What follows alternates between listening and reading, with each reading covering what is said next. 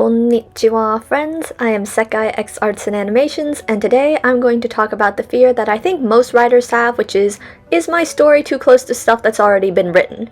I'm actually currently going through this struggle, and I thought that I would share my own concerns and kind of what I'm learning with you all. So this video isn't just to help you guys, but it's also for me to explain my case and then ask all of you guys what you think. So let me set the scene.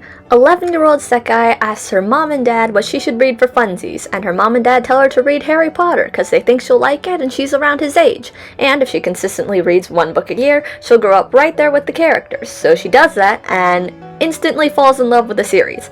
Flash forward 7 years and I am a full-on Potterhead, but we've developed a problem here.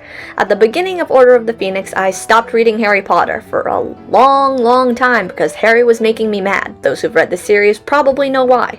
During my break of at least a year, I developed my own characters and ending for the story. I made up some new things, changed some things that already existed, added characters and objects and elements, and just generally ended up falling in love with the new world I created.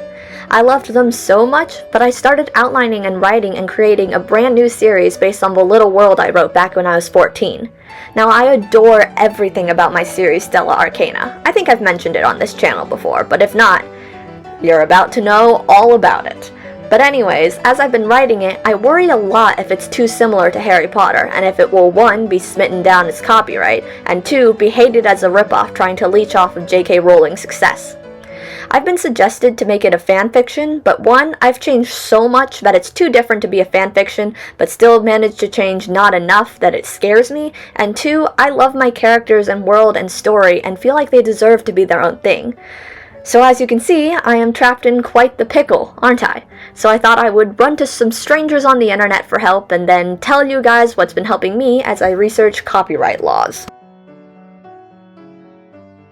So let me explain my story a bit first. Warning to people, I will be spoiling bits of Harry Potter to do this, so if you hate spoilers, just kinda mosey along through the video till I'm done talking about it.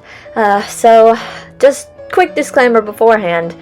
This is me mustering up all of my courage to share what I'm writing with people. This is kind of the only way for me to get my answer though, so here goes. I really want to spoil as little of Stella Arcana as possible, but that might not be possible. But to start off, there are a lot of similarities. As all of this sprung from my ending of Harry Potter, there are a lot of elements that I have to borrow in order for my story to still make sense. These being an orphan boy who didn't know he was magical is suddenly taken to a magical academic archipelago, where all the students are sorted. It isn't a house, but it's kind of similar. Basically, an academic archipelago is a collection of schools, and the students are sorted into the different schools based on their skill set, the way they think, and the way they learn. One of these schools is seen as kind of elitist and is just generally disliked by the others.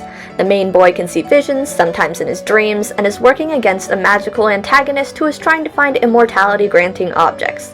There is a magical community adjacent but unknown to ours. Everyone uses some sort of catalyst to do magic, usually a wand, and magic is cast in a similar way to the wizarding world. You do a motion and say a spell, but I put special emphasis on imagination. To really cast a spell, you have to know what's going on and have a very clear picture of it in your head. It's not as easy as flick the wrist and say some gibberish.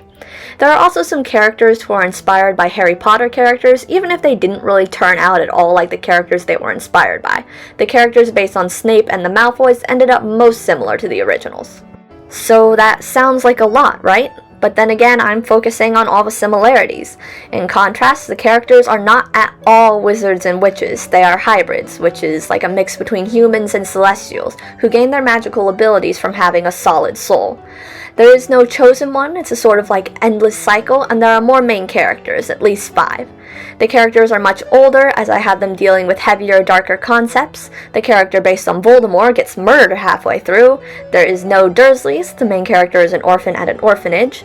The main character isn't particularly special within the magical community.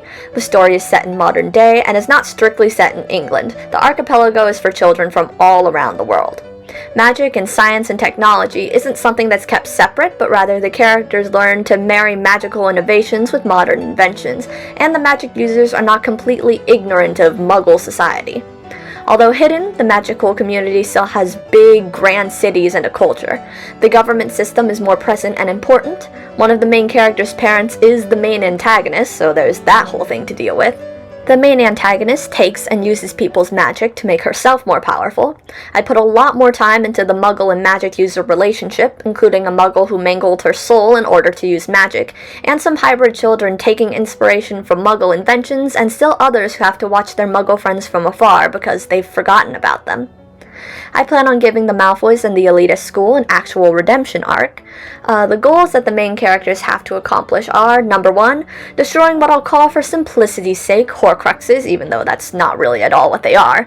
Number 2, deciphering ancient laws. Number 3, find, steal, and create magic objects capable of defeating the villain mentioned in aforementioned laws.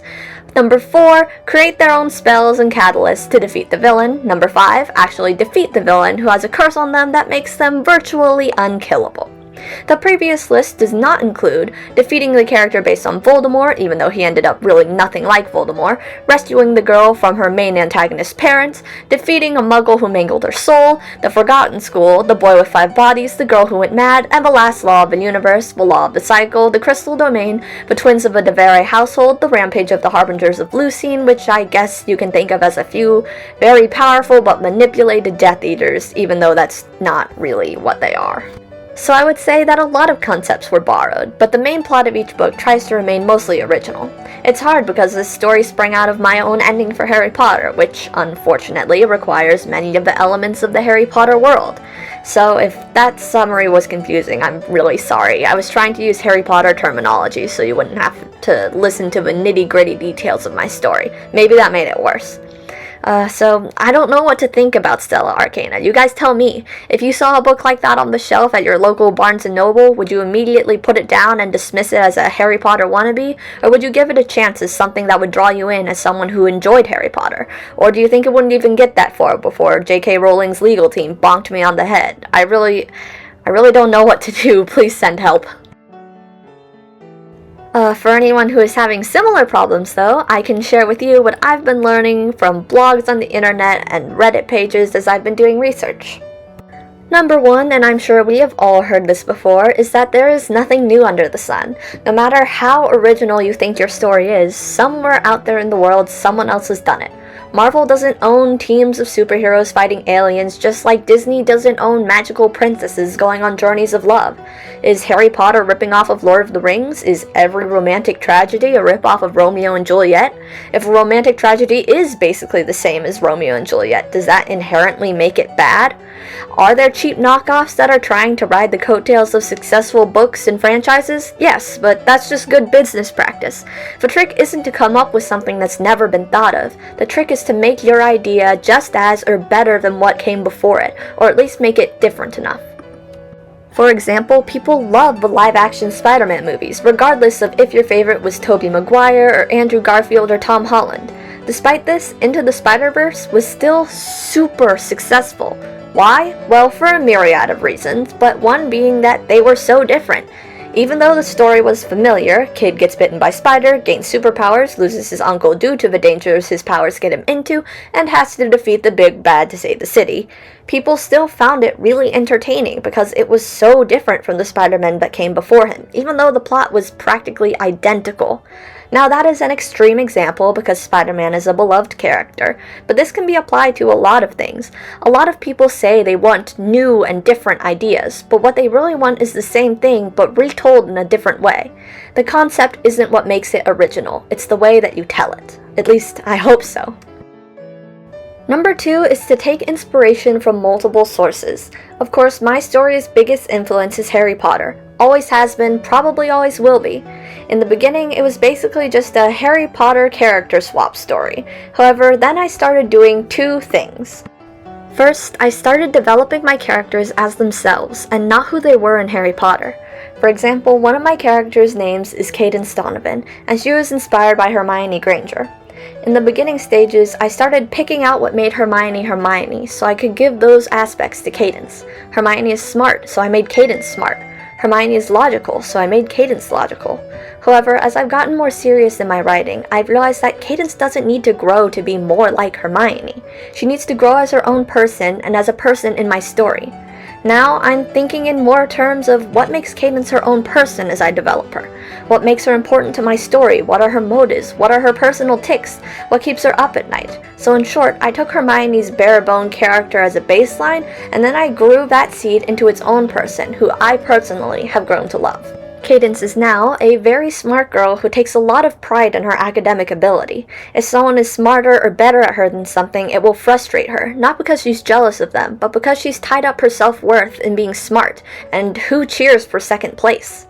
In addition, she works very hard to be smart because her father was regarded as a genius and she wants to be like him. So even when learning X, Y, or Z isn't her favorite, she'll push herself to learn it anyways because it makes her feel closer to her father.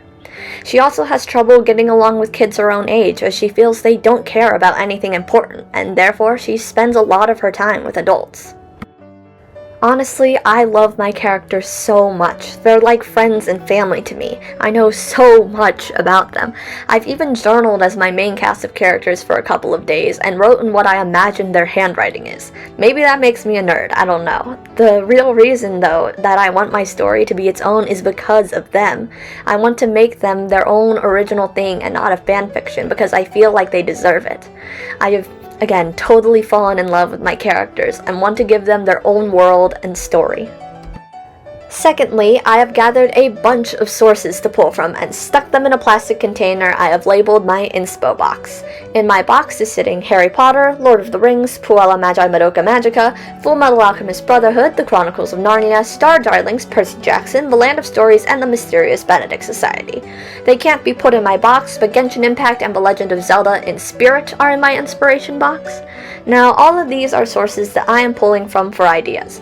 While I still think that Stella Arcana is closest to Harry Potter, taking inspiration from all of these sources is helping me make it more unique. I would also recommend improving your high concept idea. This is like a brief, one-sentence summary of your series. A boy who goes to magic school to improve his magical capabilities is not a super unique high concept idea anymore. This is mostly for getting published and maybe not be something you're focusing on too much right now if you're really in love with your story like I am, but it is something to kind of keep in the back of your mind. Number 3, and the one that I am desperately trying to do, is join a writing club. Being surrounded by other writers who not only understand the nightmare it is to write and the thought process of a writer, but also the specific issue of is my story not original enough is fantastic. I have personally found that the more I am able to talk through my story and my plot holes with other people, the quicker and better they get resolved. In addition, if I bring other people my problem of unoriginality, they can bring in ideas I never would have thought of to my world and provide a fresh, objective perspective on how similar my concept is. Now, unfortunately, I haven't actually been able to join a creative writing club yet, but I would recommend it based on small conversations I've had with friends. So while I could recommend finding a group of writers, even just talking through your story with family and friends can be a huge help. By the way, please pick people that you trust with your story. I understand that it can be really hard to talk to people about your creative things, but it's really important and helpful.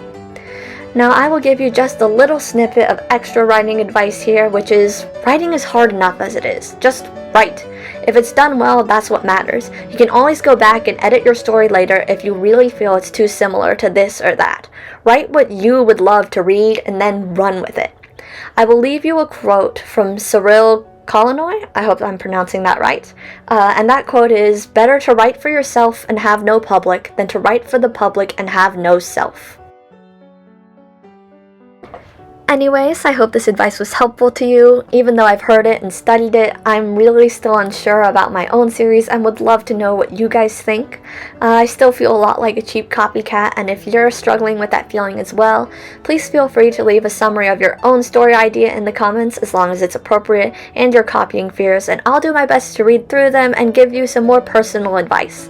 Anyways, thank you all so much for watching. Please consider liking and subscribing, and I will see you all in the next one.